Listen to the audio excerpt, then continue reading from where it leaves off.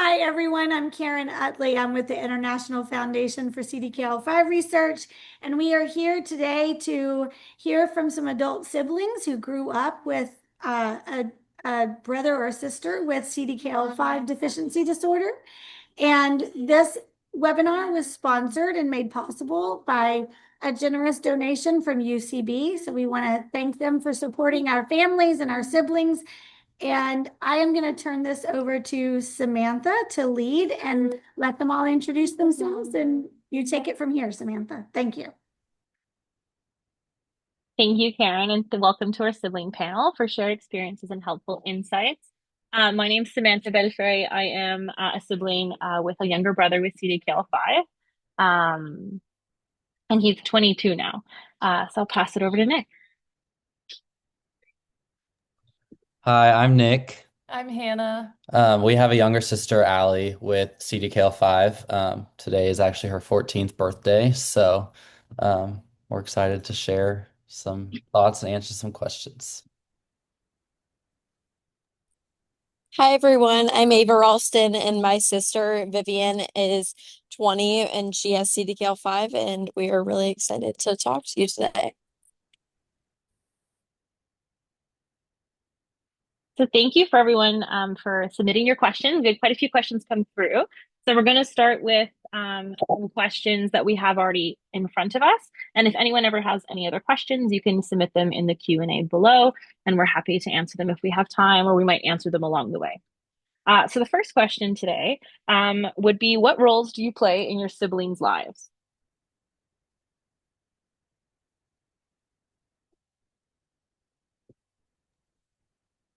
I would say we play as much of an active role in our siblings' lives as any other family. We um, are a part of Allie's daily routine as far as medications and transportation go. We're fortunate enough to be able to take an active role in her life and be very involved.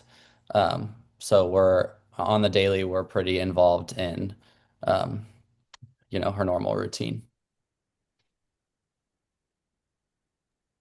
Yeah, I would agree. I feel like I spent the last 4 years away in college, and I wasn't able to play like as big of a part. But before that and currently right now, since I just graduated this past weekend, um, I've been able to play a more active role in just for her. I mean, I feel like we're very close, and so I've always been able to kind of be involved and yeah, very active role is Nick's. So that's one thing we all have in common is we all seem to play very active roles within our siblings' lives. For me, it's been ever changing as he's kind of grown up and grown older. Um, I am his legal guardian right now. So I kind of moved from like a friend to an advocate um, uh, to a guardian, and it kind of just shifts along what he needs and kind of where I am in my life too. And I think that's a big thing with most siblings that we see is that the role is constantly changing. It's ever changing depending on where we are in our lives and then where our sibling is. Um, yeah. So our next question is, how did your parents help you to feel seen and supported? I would say for us, our parents really helped make sure that we were a priority as well. I think it's very easy with, a child with as many health complications and needs as, CDKL5 kids have to make them a priority, which is, necessary. But I think our parents did a really good job at making sure that we were also another priority to them too. I would agree with that. I feel like I'm very fortunate in that I had a great support system. And I feel like it was just never a question. It was always just kind of like, not even like an assumption, but like just something that was always like, just go with the flow. And it was kind of just like assumed. I think one thing was my parents would always kind of carve out time where we could do things one on one, but then we also had family time. So it was a good kind of shift If I was going to like, I did a lot of singing when I was younger. So like my concerts, everyone would go, which would be really cool. But then the actual practices, it would be like just mom and I, or like my dad and I would go out and do something together. So I think also just kind of carving out that time um, where you felt a bit more seen and supported and we were able to talk about different things is really important. What advice would you give to a sibling struggling with big feelings towards a sibling with CDKL5? I would say it's definitely a very complicated time when you first start out, and it can be very like heavy and a lot to process when you first have to navigate this. And those feelings are completely normal. And I feel like I've faced that as well when I was younger. And I feel like as I've grown up, I've become more mature, and obviously it's just something I've grown up with. It's the normal. I'm able to jump into action when it's needed. But also, I feel like what's really helped me is I've obviously like felt like a little upset, and a little tensions have been a little high when I look at other siblings. I look at my friends' siblings that I met in college, and they have these like very strong connections with their siblings, being able to go out and do things on vacations. And we don't always get to have that same experience.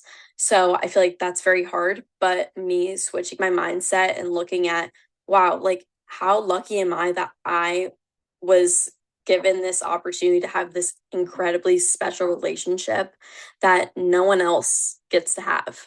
I feel like it's like very obviously it's very rare, and you just are able to grow like such a bond. And I feel like looking at it in a way of, wow, like I can't believe that like I was able to have this relationship with someone. I would agree with that. I would say it's very, scary and challenging to navigate at first, but as time goes on, I would say it definitely gave me a lot of perspective on different things. And I also agree, like looking at other sibling bonds, like can be very hard, but when you put it into your shoes, like Ava said, no one else really has the bond that you have with your sibling, so it's very special. I think too, just communicating those feelings, you know, you have to do that. This could be a like a heavy and honestly sometimes even scary those could be scary questions and conversations that you might have, but saying those out loud and just asking and being in the know, I think is important. But I think any of those feelings that you're having, whether or not they're scary or daunting to kind of think about or ask, like that really does help just understand and um, cope with whatever may be going on in that specific situation. I think advice I would give to a sibling would be I think communication. I have to go back. Yeah, communication was a big one that I think as long as you are able to kind of voice your concerns and then get an honest and true answer back, because I think sometimes we like to sugarcoat it and kind of pat it, but then like our brain will run with the worst scenario, and then you're kind of thinking something is maybe worse than it is, or maybe you're thinking something is not as bad as it is, and then it gets worse, and you didn't even think that was a possibility. So I think understanding that big feelings are okay, and it's okay to share those, and it's okay, and I'm a safe place. And there was a sibling workshop we did last year or 2 years ago in Ohio, and you like write down even your big feelings, and then it's like a journal you can talk to your parents about or whoever about, but you can write them down and kind of feel that you're being heard, but not feel so vulnerable as saying it out loud sometimes can be helpful. So maybe finding like different tools that you're more comfortable with and able to communicate whether that to a parent or somebody else. How did you feel when you learned your sibling was different? I think the first feeling that arose for me was just confusion. In our situation, we were pretty young when our sister was diagnosed, still in elementary school. So um, when we had kind of started to learn about what was going on, it was definitely confusing. And I think the first feeling that you get is you just feel like the difference that is going to happen in your lives. And at least personally for me, that's what I felt. I immediately thought about like, oh, how is my life going to be different now because of this? which can be heavy. But I would say that's probably the biggest feeling that I felt finding out at such a young age.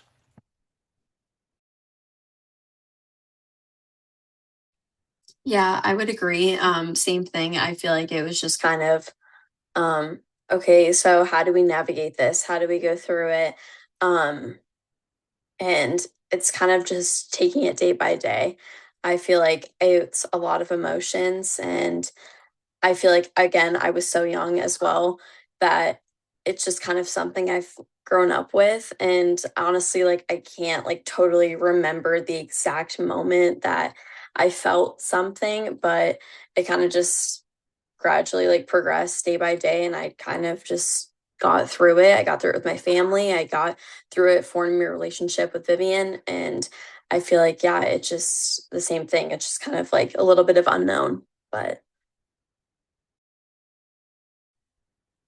I was 9, and Sean, I can vividly remember the first time I saw him have a seizure, and I remember the ambulance being called and kind of all those different pieces, and then you kind of knew right away like that wasn't normal. Like I had an older brother, I had a younger sister, like that automatically wasn't normal. So I learned pretty early on, but then it was very normalized. It was just who he was. It was just kind of what we did. And we worked like together and to have like that what does it mean? What does it mean for us? Like, what does that look like? I remember like not having to go to school one day and be like, this is great. And then realizing like, no, you actually didn't need to go to school that day. Like, it's all good. Um, so yeah, I think I was 9 because he was 2 months old with his first seizure. Um, how did you feel when you learned your sibling was different?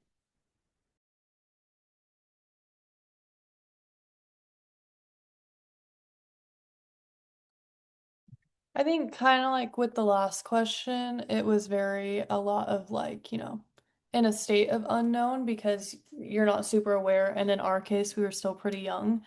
But I feel like for me, when I kind of noticed that Allie wasn't the same is honestly like in a school setting because, there's different classrooms and everything. I'm like, oh, okay, her school setting doesn't really look like mine. So it's like kind of connecting the dots from there and just realizing that it was a little bit different, but, taking it day by day and learning how to work with it moving forward.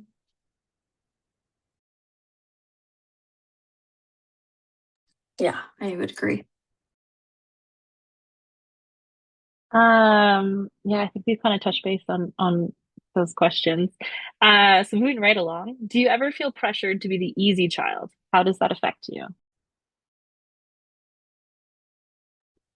I would say I am fortunate enough to never have really felt pressure to be the easy child. I feel like it was more of a sense of my personality and like wanting to help out whenever was needed. I feel like my parents have given me a really good foundation of being in open like space and like being able to communicate with them when I felt like I needed to express like my like kind of like internal thoughts and things of like frustrations maybe even but I feel like I've been fortunate enough to be able to like have like a safe space to express those and I didn't really feel any pressure. I kind of feel like I was more like in a sense like I like genuinely like want to help and I want to make things easier for my parents and for my sister and I feel like that's where it came from but I don't know like me personally I haven't felt that much pressure but I could see like in a way how that might like feel like some like a pressure that like someone has to go through or like may go through and I feel like it's kind of just again like a sense of being able to be like open and like kind of like use your voice and communicate your feelings. Yes, I would agree with Ava in that sense. I don't know that it was ever pressure to be the easy child as much as just kind of like staying out of the way. But yeah, I always wanted to help out and it came from a spot of, seeing what my parents were doing and wanting to help them because it can definitely be very stressful. Um, but yeah, I would agree. I could see where falling on the trying to be easy would definitely happen. And I would just think communicating those feelings would really help because it's kind of an easy fix to make. So I think too, like Hannah said, the more of the pressure to stay out of the way is was a common feeling for us. Like if, Allie was having a seizure, like it was more just like an internal thought, like, okay, we should like leave the room and like let them handle this, or like we should step away kind of thing. Not that our parents ever told us that that's what we had to do. It was just, the first thing that comes to mind when something like that's happening. But yeah, definitely no pressure to be the easy child. Yeah, I think the quote like the easy child is a hard one because I don't think that that was ever like named or like said like you need to be the easy one, you need to stop. Um, I think I think a lot of it was like my anxiety and my like I can't be one more thing right now. So it's like exactly that, like suppressing. And I think as I got older, it's a lot easier to kind of take that space and say like, actually, I'm not okay. Like this is what's going on. I think it's much harder as a child to kind of figure out all the complexities of the relationship and figure out what needs to be done. So I think it kind of goes into like advice maybe for parents and to like keep that open window and keep that open communication going. And then that way they don't feel like they need to be the easy child and really explain that like, hey, like you can talk to me. Like I can take on more. My mom used to say like, just because I'm going through this doesn't mean I can't help you. Like how can I help you? Or like talk to me, like just talk to me. And you're like, okay. And again, easier, I think, as an adult than it was as a child. Um, so, kind of similar, the next question is, were there times where you felt invisible or overlooked? What would have helped this?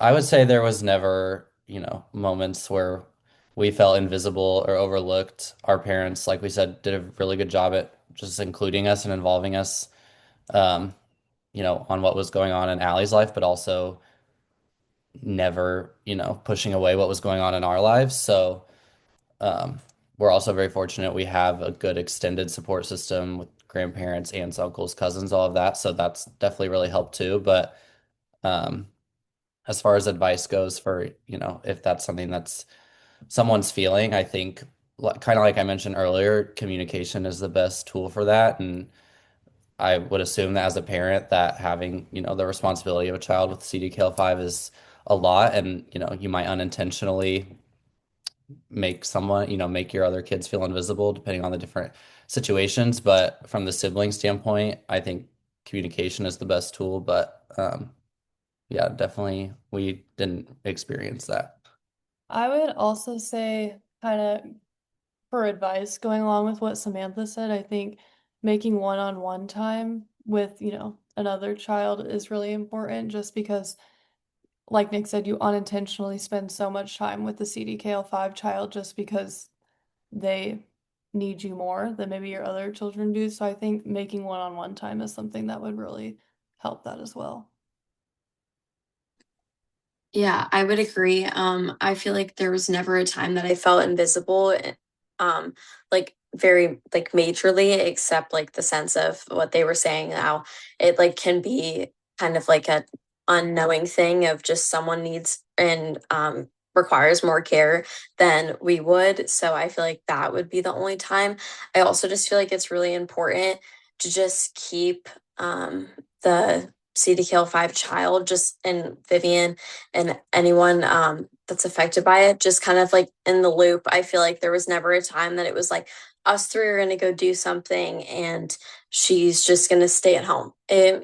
Obviously, if it was kind of like the more easy choice and that it was something that like she couldn't navigate, like it was a handicap accessible or something like that. But I feel like obviously like I feel like for our family it was like us four, that's like what we're doing. I feel like she was always in the know. I feel like I was always talking to her. It was just never a question of kind of like separation, and I feel like that's what's really helped me not feel excluded from my own family is we're all together and we're always like trying to figure out ways that to make things easier and be able to like all be together as a family. So I feel like kind of having like a sense of togetherness and finding out ways that you can make your family all be together, I feel like is like very helpful and has helped me a lot. I think there's sometimes where like I think sometimes like I personally felt invisible, but just in like a way that nobody made you feel like that. It was just there's a lot going on and you don't want to add more to it. So it's kind of like, being the easy child, like you're just kind of like letting it go, like it's not that big of a deal. But I think like in general, we were brought up in a very like we did everything together. Like exactly like we didn't go anywhere that Sean didn't go to. Like Sean didn't have outside workers. We did. It was us. Like there was no workers, there was no respite. Like we didn't put him in any of those things. Like he was with us. And that's something that it was just natural and it was just the way that it was. And we never missed a graduation. Like we all drove up to go to my like university graduation, Sean included. Like it was just always a thing that we never missed those big moments. And I think that was really important that those big moments were still kept, even when like things were difficult or maybe like not as, stable. We were still able to go and enjoy those big moments. So I didn't really feel overlooked. I think there was times where it was difficult, but I don't really think that it was more overlooked. What would have helped, I think, again, making sure those big moments are being met, and you're able to like be available. And when your child says like, "Hey, like this is important to me," like you do everything in your power to make that work. Whether that's like maybe mom goes and dad stays back, or dad goes and mom's like you kind of figure it out, or an aunt or uncle like comes, and so you never feel like there's always someone there to support them. I think with like the advice that I would give. Um, Next question. If parents could do one thing differently around expectations, what would be something you would recommend? I would say, just from my experience, just taking everything day by day. As we know, things are constantly changing. Nothing can be certain, especially when we're in the situation that we all are. And there's like a bunch of unknown factors. I feel like just being able to not like just like write things down and this is how it's going to go. I feel like it's constantly changing and being able to like play and like kind of like go with the flow, I guess, like what I already said, but um just being able to take it day by day, I feel like is a big expectation. I feel like we kind of all hold each other to a standard of, oh, well, it didn't work out that way. But it's like that's just how it is. And it's being able to adapt to those changes that I feel like is a big like piece of advice that I would give. Because I feel like it ends up being even better than you could have imagined sometimes.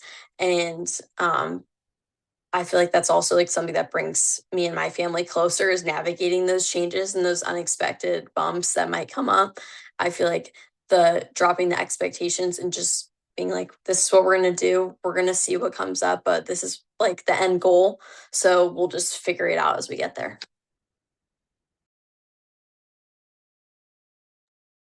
Yeah, I would definitely agree with that. And yeah, for parent expectations, I would really just say like making sure your kids know that it's never their responsibility and like their job necessarily to, take care of the sibling with CDKL5 because it can like, be a common misconception of like you need to go do this for me, like go do this. And like I would just say knowing the difference between like helping and taking care of the sibling. Yeah, I think those are all really, really good points. Something I would add to it. I think I would say, just because like your sibling or your other child said it was okay like this time or it was okay another time, not to expect that that's like every time moving forward they're just going to do it. Because I think it's almost like you need those check-in periods of like, hey, like, are you still good to do this? And it doesn't have to be all the time, but even just every so often. And we say this in research a lot too, like just check in with the sibling partner and say like, hey, like, are you still good with this project?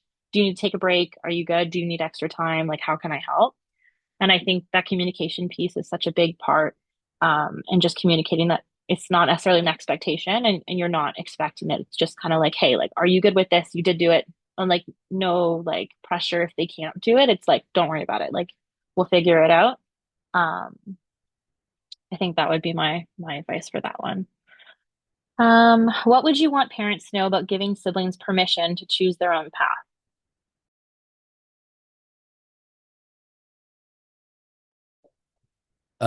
I think just not putting any parameters or expectations like we just talked about on the other siblings, like no pressure to, you know, make them feel like they need to stay home to, help take care of the sibling or, um, you know, just automatically assume those responsibilities that the parents have.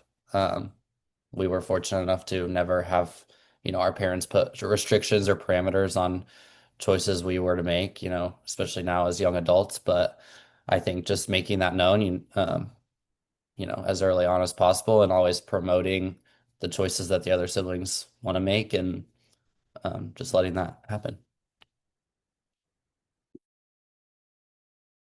Yeah, I would say the exact same.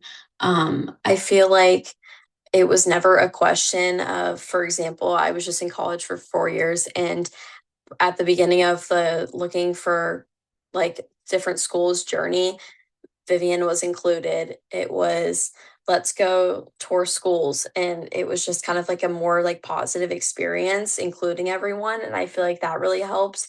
And also I feel like just how close like my sister and I are, and family and I are, it was kind of like I know that she would want this for me, and I want to help and be there for her at the same time. So it's just more of like a want. Like I want to be in her life. I want to support her, but I also want to go and live my life as well. And I know that if she could verbally say that to me, she would want the same thing for me.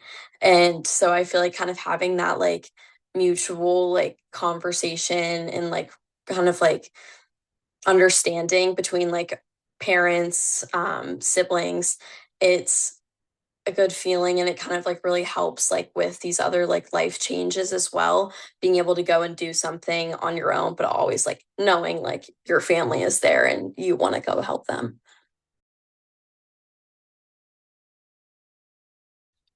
I think in my experience, it was almost like a push to go and do something different, to go to a school farther away, like to go and it was something that I really didn't want, and it was something that would cause me more anxiety to go somewhere. Like I wanted to be here, I wanted to help, and I think it took a couple more, took a lot of conversation to be like, no, this is actually what I want. And I think listening to the sibling, even if it's not what you expect and you want them to go, like I think the advice I would give is like really listen and really like make sure that they know it's a possibility, but it's also a possibility to stay. And like that they're both okay. They're both true based on what they want. And I think every sibling's different. You can have four siblings and one wants to leave, one wants to stay. And it's the same if you have someone with a neurotypical or a special needs sibling. Some want to stay, some want to go. So I think it's just giving them the same choices to choose their own path. And it doesn't matter. It's what they want, and supporting their decision. And so making sure that they know that the options are there, I think is super important.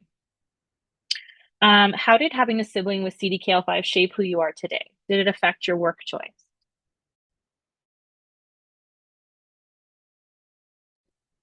I would say for me, it definitely gave me a lot of perspective. It kind of just showed me, not everyone lives the same life, and there's a lot of different challenges that families face that, aren't really talked about and are just more behind the scenes. So it definitely gave me a lot more perspective of just like, it's a very eye-opening experience, I would say. Um, I am currently studying psychology, so I don't know that it really impacted my career choice, but I did think about doing special education for a really long time, so I very much considered it. So I am in school for education, so all through like middle school and high school, I was involved in the Best Buddies program, which I can confidently say I probably would not have joined had it not been for Allie. But that was a blessing, and it opened a lot of doors for me. So that definitely played a positive role in my school career, and just extracurricular things. But yeah, other than that, I would agree with what Hannah said. Yeah, I just majored in strategic communication and marketing. So it kind of was like not totally like affected my like major choice, but I also am super passionate and just like advocating for this community and like kind of spreading the word. So I feel like that's like something that's like personal to me and like I would love to do in the future, whether that's like kind of with my like actual profession or more of just like kind of like myself and what I want to do. But I feel like it's kind of like I feel like all of us kind of want to spread the word and just make it more of a topic that's talked about. I feel like it can be a little intimidating and a little awkward a lot of times to bring up these types of like scenarios and different things in this like foundation. It's I feel like it's such a good way to like meet people and it's such a like good way to like kind of like share like what you want to. So I feel like that's kind of how it's helped me professionally and changed me. I decided to open up a day program for adults with special needs, and Sean graduated high school and then is with us full time. So it definitely did. I don't think I would have opened up a day program. When I was younger, I thought I would open up a daycare, and that was I started as an ECE, and I started working with neurotypical kids, and then I like fell into a role as an EA, and then I was like, oh wait, this is where I want to be. And then I moved to working with adults with special needs, and I was like, no, this is it. And then so I ended up opening up a day program. Um, and I think uh, it definitely shaped my career path, but I think it also just shaped who I am as a person. Like we were kind of talking during our initial like meeting, like empathy and like just who you are as a person and the skills that you naturally learn along the way are so useful as you become like go into like the work field and the workforce, sorry. And I apply them to my everyday knowledge at work. So I think it definitely did shape who I was, and definitely for the better, which is great. Um, the next one is what helped you cope when things were hard?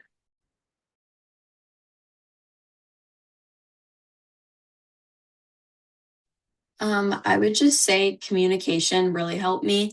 I feel like I'm fortunate enough again to just have a good support system, and my parents never made me feel like I couldn't share what I was thinking. And I feel like that's just a huge component and like a very important part to this whole thing and navigating these challenges. Um, I feel like just communication is just super important. Being able to like create a space where people feel comfortable and your child feels comfortable coming to you with these things because it can be very tough and it can be awkward going to your parent and being like, this is how I'm feeling. I don't know. I just feel like communication is just definitely for me like the number one priority and the number one factor that like kind of makes everything else like run smoother. Yeah, I would definitely agree, communication and having a good support system.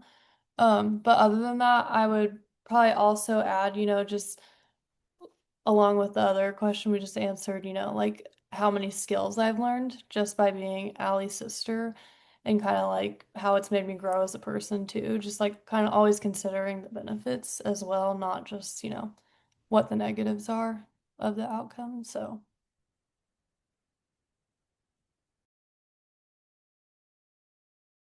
I think for me, I turned to a lot of like groups. I did like drama, I did theater, music was a big one. So like kind of all of those like coping mechanisms were more like outside of my family a little bit more.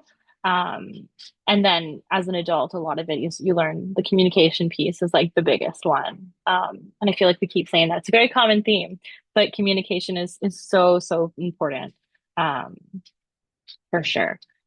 Um, how has being a sibling affected your mental health? I think, especially in the younger ages, like our position when we were younger, when Allie was diagnosed, but um, I think as far as how it affects mental health, um, I'm trying to think of a way to phrase it. I think it gives you a feeling of almost like you almost want to silence what's happening, and like the need to kind of like cover up.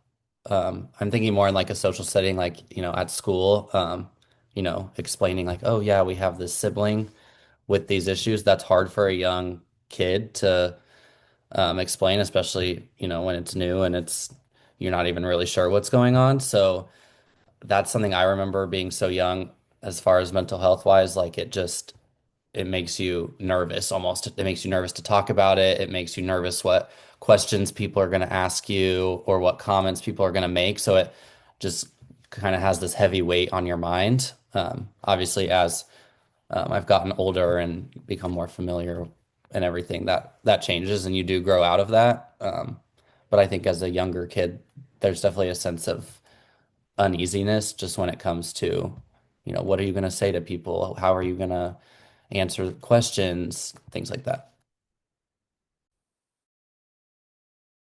Yeah, I would agree 100%. I feel like I would be put in these situations of, oh, like, where does your sister go to school? Or, oh, like, do you have any siblings? And it's stressful in your head. And, like, especially when I was younger, it's like, what am I going to say? Like, I don't want to, like, open up to this person right away. But I'm like, when I've gotten older, I'm like, they're just as human as we are. It's just a different way of explaining. And so I feel like being able to like I feel like that would weigh me down a little bit, like kind of like overthinking in my own head, just like being in these like stressful situations.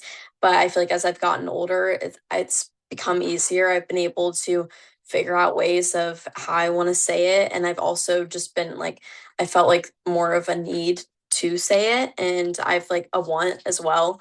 Like, this is my sister. This is like what she's affected by. And this doesn't hold our family or her down, and I feel like just age, honestly, has really helped me. But definitely in the past, I mean, it's hard and it's like an awkward topic to talk about. So it's kind of just like figuring out ways to cope with that and kind of like help you in those situations.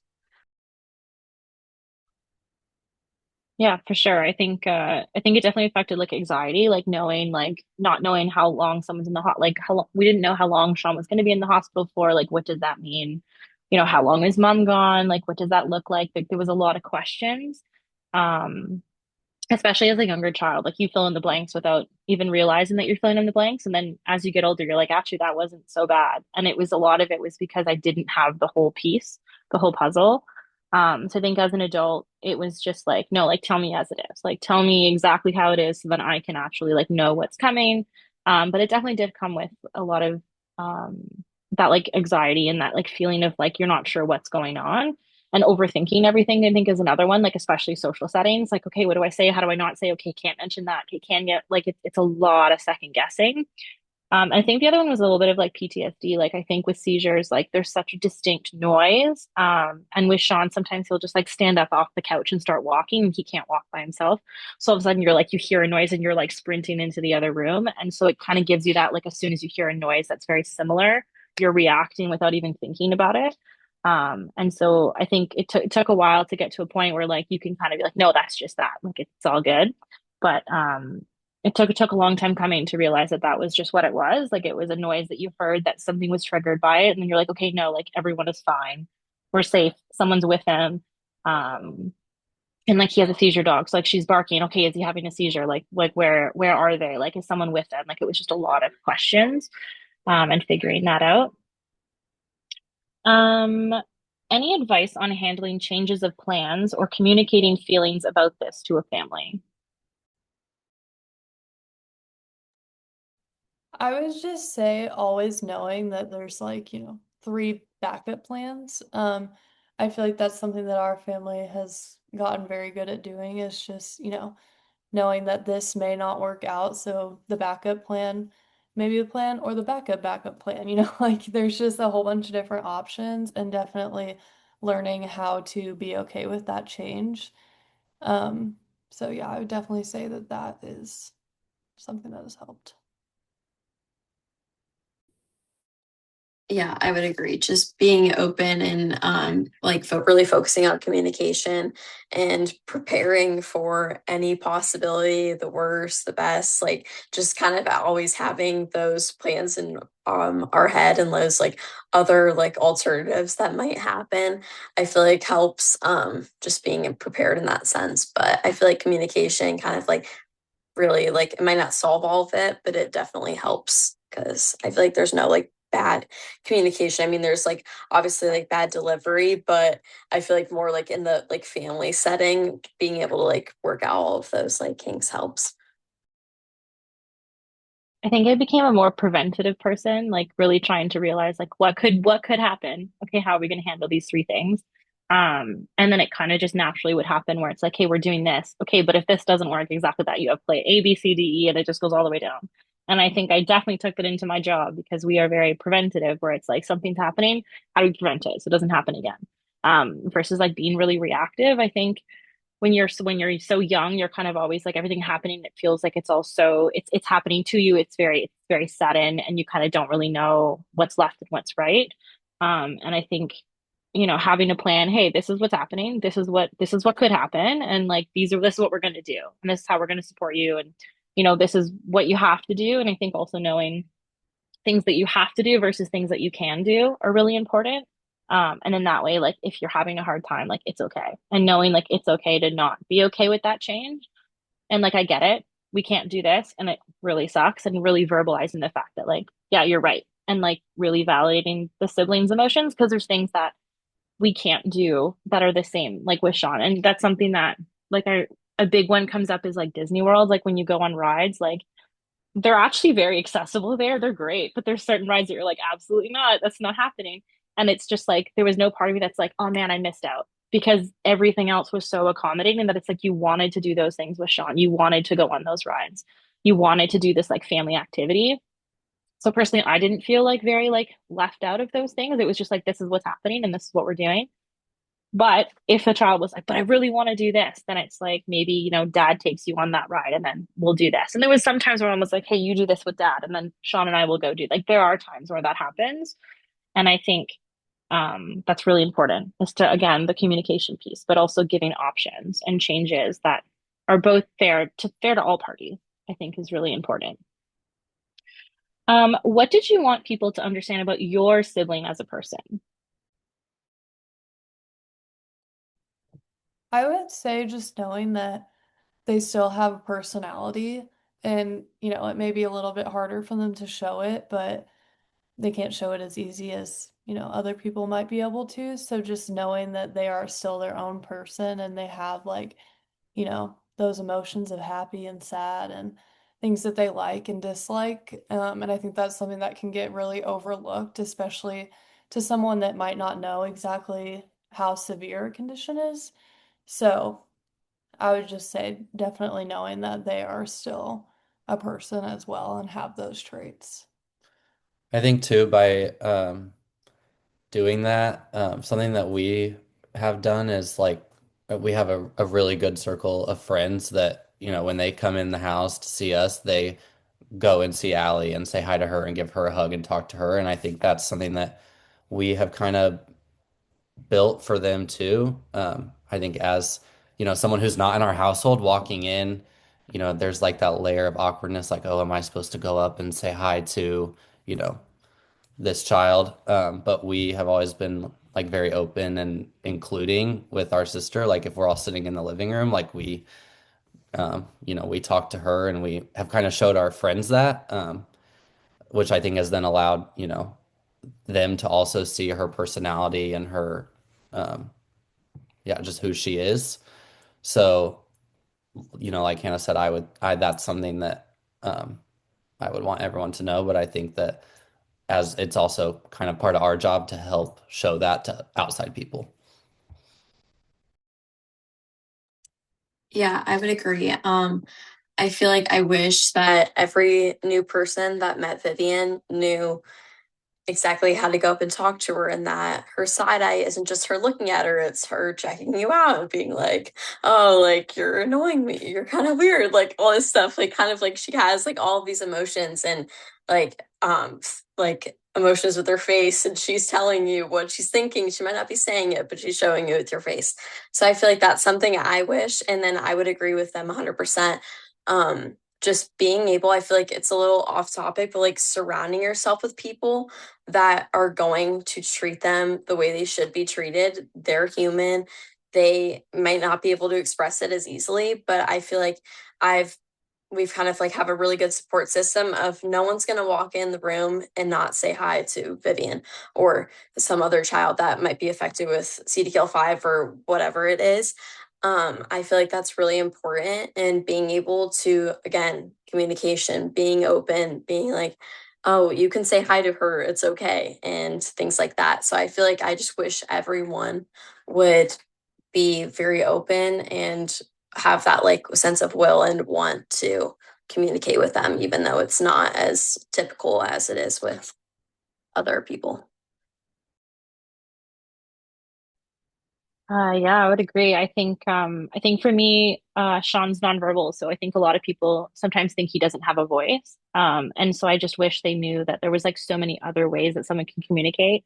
And kind of like you said, like side eyes and stuff, like he has the stare down pat. And so if he's like staring or he hears like a bag of chips opening, he's like very excited for this bag of chips. But then if you don't bring it over, then like it's not happening. And so I think it's really exciting. I think it's really important to know that like there's different ways that someone can communicate. And I wish that they kind of knew that you can still talk to him like a regular person and he's going to understand you. And he's going to participate, whether that's, giving you a hug or pushing you away or completely ignoring you because he doesn't want you there and you're just too close to him. And I think that, yeah, there's depending on who's there, like good circle of friends is super important. And like our circle is very, very small. And I think that's also really important. It's not just a bunch of like people that are parading around the house, like everyone knows Sean. Sean knows them. They know Sean. Like it's all very like normalized. And Sean has a lot of like outbursts. So he'll start like yelling and screaming and it's loud. And so you go to a restaurant, people are gonna stare. And sometimes you just have to be like, no, like let them stare. Like what's the issue? And then he's having a grand old time. He's laughing, he's excited. And so I think more people I wish they would lead with understanding, I think, versus judgment and leading with compassion, I think a bit more would be like something I wish people would do more. Do you have any recommendations for brothers and sisters on ways to connect?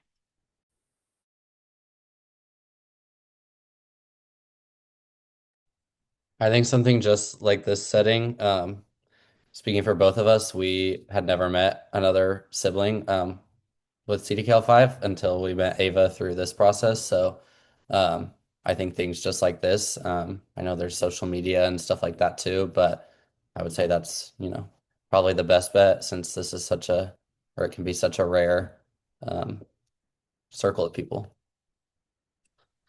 Yeah, I agree. I feel like it's extremely important to just kind of have this like sense of community, because not a lot of people can understand like what we go through on a day-to-day basis. And it's nice being able to talk to people without being having to explain something. It's just kind of like an understanding, and I feel like that's so refreshing. So I feel like definitely it's very important to stay connected with these in these communities, whether that's on social media or panels like this, or just honestly anything, commenting on each other's photos, checking in, being like, how are you guys doing?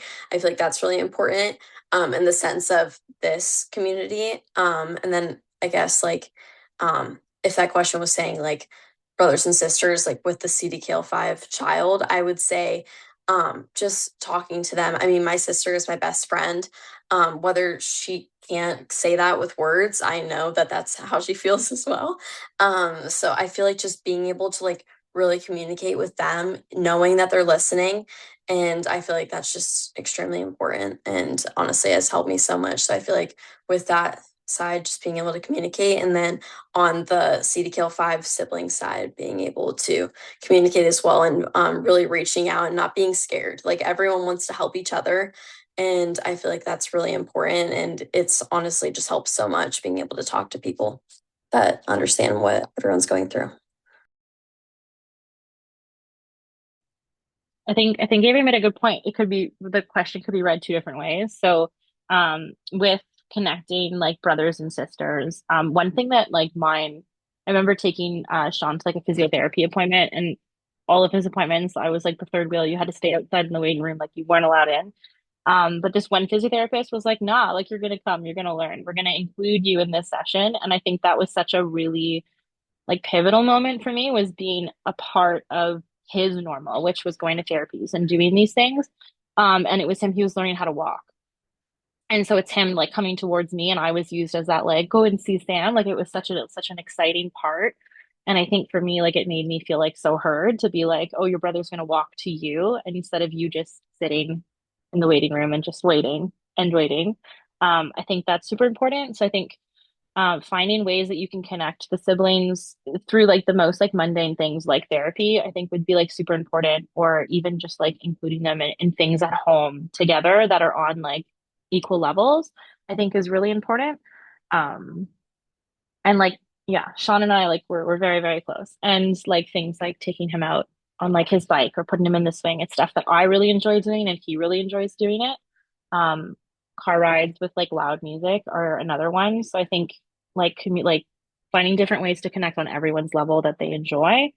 And then if you're talking about like CDKL5, like other siblings, that have a sibling with CDKL5, it could be multitude things, like even going to like conferences and doing like a sibling session or a sibling workshop where you get to meet the other siblings, or doing like a hangout or a Google hangout, or exactly that. Like I know there's a lot of like parent pages and parent groups and parent, talks, and there's a lot of stuff for parents, and you don't see that for siblings. You don't see a space where siblings can just say, hey, I'm having a day. This is what happened. Someone's like, yo, I got you. Like, that's actually just happened yesterday. Like, you don't get that. Yet you get a lot of parents that they get a lot from those pages. So it would be really good to see kind of that same thing for siblings, and that same space for siblings to kind of share with other siblings. I have one more question, and then if anyone else has any questions, you can drop them in the Q&A. The last question is, what age would you say was the most difficult as a CDKL5 sibling, and what helped you during that time?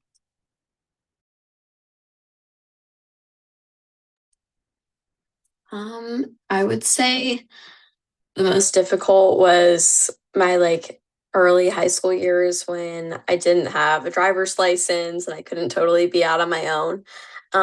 That was a lot of frustration because all my friends' parents, after they got off of work, could come pick us up, and it required a lot of pre-planning with my family.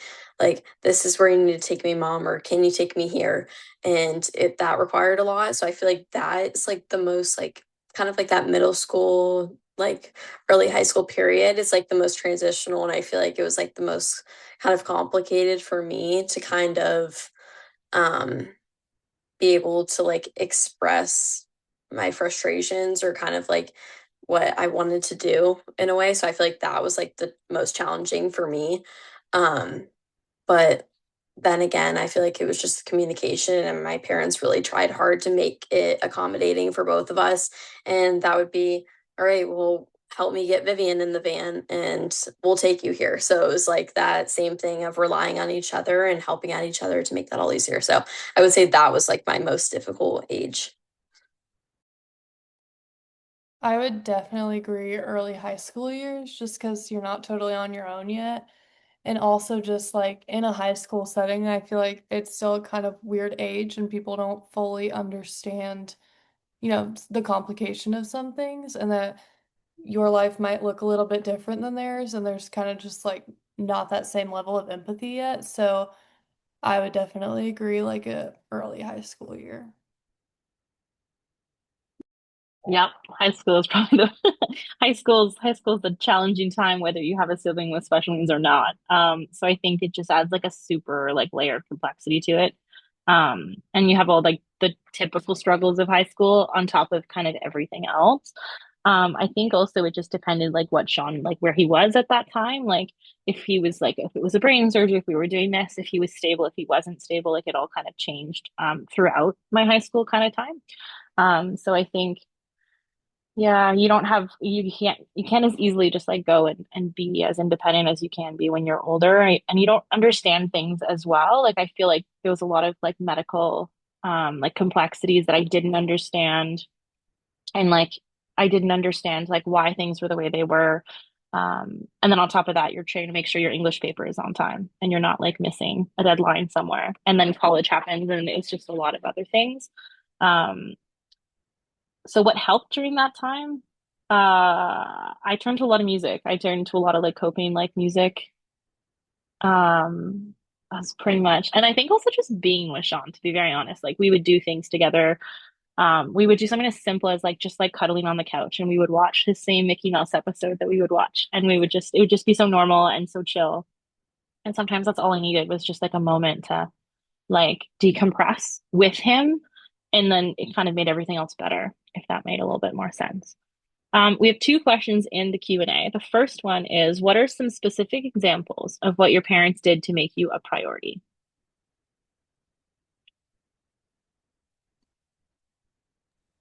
Um, Go ahead. we were both involved in a lot of extracurricular sport type things throughout school.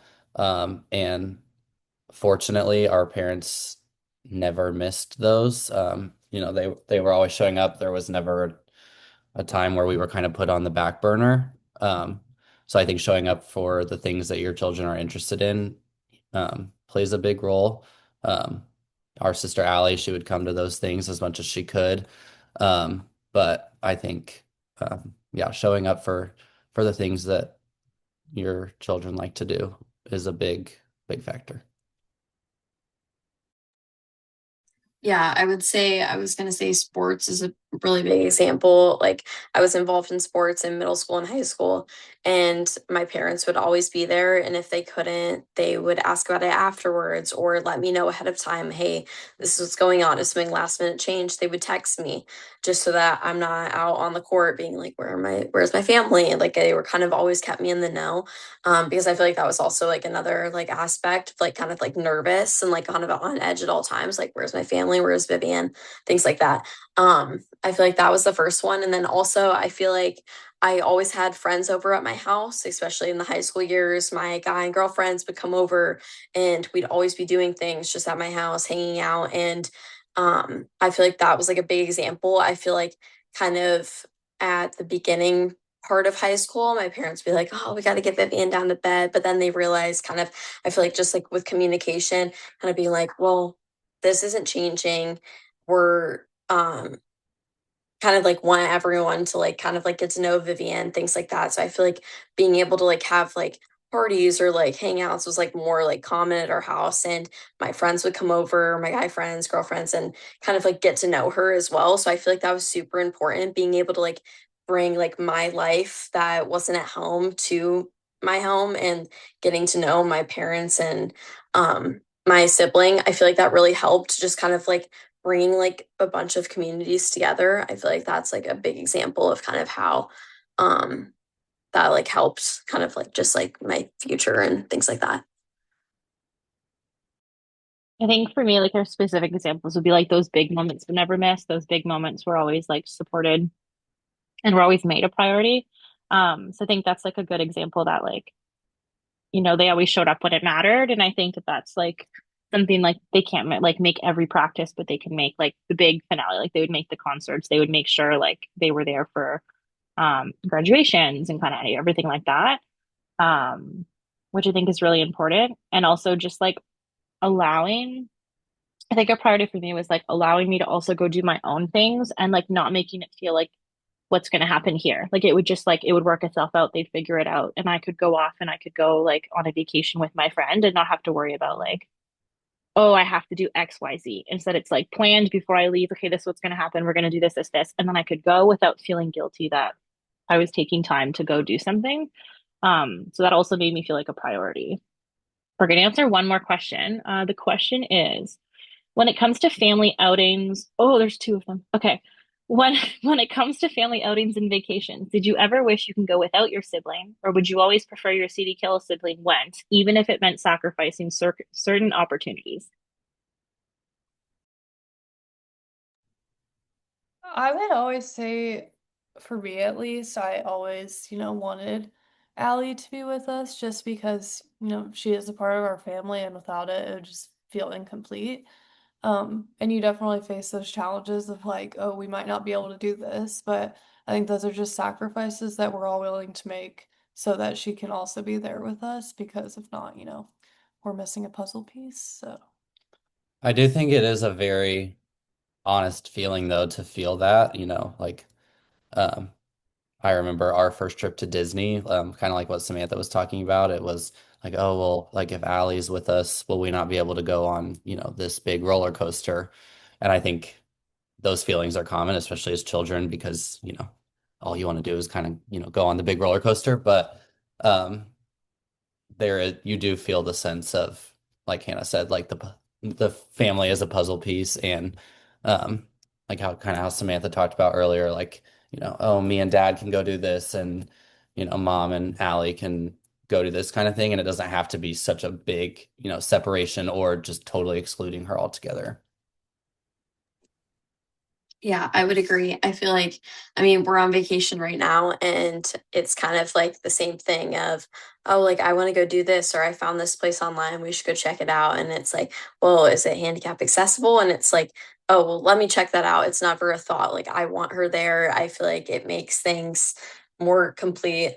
Um, and you just, I don't know. I feel like there's just like kind of like this like sense of, oh yeah, like what was I thinking, of course I need to go check this. I don't know, but I also think it's okay and like a completely valid feeling to want to go do things and have a little, like, go do things with your mom or your dad, just you two. And I feel like you can create memories that way. But um I feel like there's also like, of course, like just like a time and like to like really want your family together, because I feel like again it just makes it feel more complete and more whole.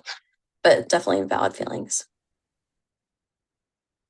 I think for me, it wasn't a question. Like if it was a family outing, we were all going. And I think it would feel weird to go somewhere. Like if it was a family trip, it would feel very weird not to go with Sean. Um, and I think like as we're getting older, we're navigating like different like situations with like mobility and like routines and transitions that just get a little bit harder when he gets older and like his needs get that they become different.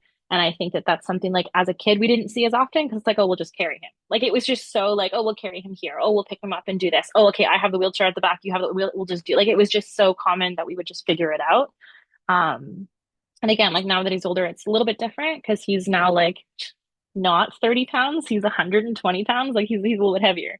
But I think like the word family for me is like well, I would feel weird to do it with just like without him. But then, for like when I turned 30, my mom and I went on a girls trip. And like that was super important for like, and I was like, no, we're gonna do a girls trip. And then you can do a bunch of other things and still create those memories with like my mom and I, and then still like it wasn't a family trip, it was a girls trip. And I think that's the way that like I go on trips with my friends, I go on trips, with my family, and that's always been with Sean. It was never really a question. So yeah, but again, I think it's based on what you like, what your sibling is okay with. And if they're like, hey, no, I really want to spend time with mom and dad, okay, how can we do that? How can we go off and do a boys trip? Or can we go off and do like a parent trip and like your aunt comes in? Like you can kind of figure that out that they still feel seen and heard. And I think that's the biggest point is just making sure that the siblings are feeling, they're all feeling heard and they're all feeling seen. Okay, there was one more question that snuck in. So we're going to answer. The question is, did you share a room with your CDKL5 sibling? If yes, how was it? In case they wake up at night or they make noises or have a seizure. I did not. I have never shared a room with Vivian. Um, I would say the closest we've been was in our old house, and we were kind of right across the hall from each other. Um, so I can't totally answer that, but yeah, I've never really shared a room with her. Yeah, I don't know if I can give a lot of insight because I haven't ever shared a room with Allie either, but I mean, she's been like right next door to me is probably the closest, but and like there were occasions where I would hear her in the middle of the night, but like, just knowing that my parents would always tend to her too, so Well, we co-slept. So Sean never really had a room. He was either sleeping with my parents or sleeping with me. And I think that uh, it was, we were really worried about like, he wasn't able to turn himself over if he had to, like, we were just, there was a lot of like worries. And we finally moved him into a bed 4 years ago now, and he's 22. Like it took a while. Um, And that was just based on like security and like I think also us. Like you're always worried like if I leave him alone, what's gonna happen? Um, but I didn't really share a room with him. So like I don't know if that really answers your question. But like at the same time, like what would I do when he had a seizure? Like we have a song we sing to him. I swear it's like muscle memory. You're like half asleep singing him the song. It's like having a newborn. You're half asleep, you're singing him the song. You're like, okay, you're good. Okay, go back to sleep. Like it's time to go back to sleep. And there's also days where like he would be like in my mom's room for a week and he would have like a really rough week and my mom's not sleeping. So then she's having a rough time. So it's also just sharing the load, I think. And there's days where it's like, no, he's having a harder time, so I'm gonna take him. Now he has makes choices all on his own and he just decides when he wants to sleep places and you're like, dude, not tonight. Go to your room. Nice try. But like I think it also just comes down to like comfort and like what you're okay with and what works well. Um, and that's the thing, like it was just something like I was comfortable with and he's a cuddler and he takes up so much space and you get a sliver of the bed and that's just how it works. And you just kind of made it work and you kind of yeah, you lose sleep, but then you like sometimes it would be like I worked nights at one point. So when I worked nights, I would come home and then I would have him and then like then I could sleep during the day. So it really just depend. I think it just depended in general what everyone was doing at the time. Because I was the only one who was not a 9 to 5. And then I moved to a 9 to 5 just recently, like 7 years ago. Otherwise, I was never a 9 to 5. Whereas my parents worked all day. So it was a little bit easier to take night shifts sometimes. But yeah, I think it just comes down to comfortability and like what you're comfortable with. And if you're not sleeping, it's communicating like, yo, he's not sleeping. It's been 3 nights. Like someone else needs to do this because I need to sleep. And also checking in like, hey mom, like it's I've heard him because you can hear him down the hall. Do you need me to switch out or can I take him or whatever? And it's just that communication piece. Yeah, so we are at our time. Thank you everyone for coming. I don't know if Karen wants to come back and say, yeah, there she is. I just want to thank each of you. This was amazing. And I think you all shared so openly and honestly. And I think there's parts of this that can help brothers and sisters. There's parts of this that can help parents. And I can't thank you enough. I wish I had had something like this to listen to when Samantha was younger. So thank you all.